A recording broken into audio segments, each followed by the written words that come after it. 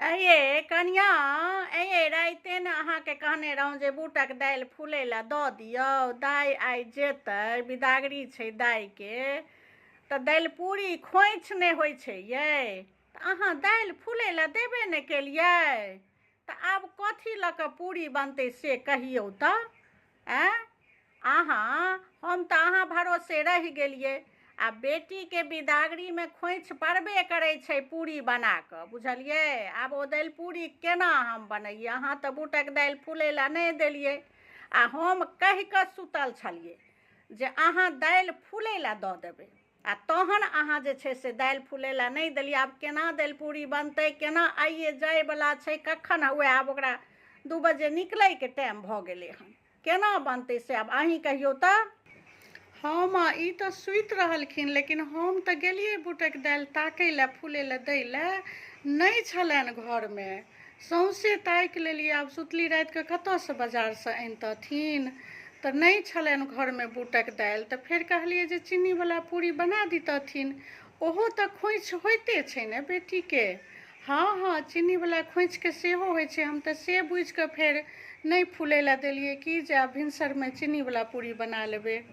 नहि छलै हन बूटक दालि, तेँ नहि देलियनि। सौँसे ताकैत ताकैत हम बहुत देर तक ताकैत रहलियै, घरमे सधि गेल छै बूटक दालि। ये दालि जे सधल छलै तऽ अहाँ पहिनहिए ने कहितियै जे माँ ये बूटक दालि सधल छनि। बुझल नहि छलै जे दाइके दालि पूरी बनि कऽ देबै से खोइछमे? अहाँ सुतली रातिके, कहलियै जे दालि तकलिया नहि भेटलै, आब कथीके दालि पूरी बनतै से कहियौ अहीँ। ई कोन अहाँ सप्रतिभा अनरीतक रीत कहै छियै? हमसभ नहि चीनीवला आइ तक देलियै हन। सब दिन दालि पूरी भरि कऽ बेटीके लोक दै छै जे भरल पूरल रहै छै, बुझलियै। आ अहाँ ई कोन घर चलेबै? सब चीज हमहीँ देखिए जे कोन चीज सधल छै आ कोन चीज बचल छै कि राशन घरमे। आ दालि खतम भऽ गेल छलै, आ दालिके दालि पूरी दैतियै बना कऽ, आ तहन अहाँके घरमे कहै छियै जे दालिए नहि छै।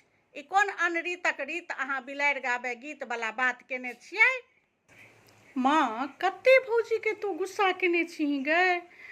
पहिलेके लोक ठीके छलै जे पूरियेके दालि बना कऽ दै छलै। आब चीनियोके पूरी बना कऽ लोक दै छै।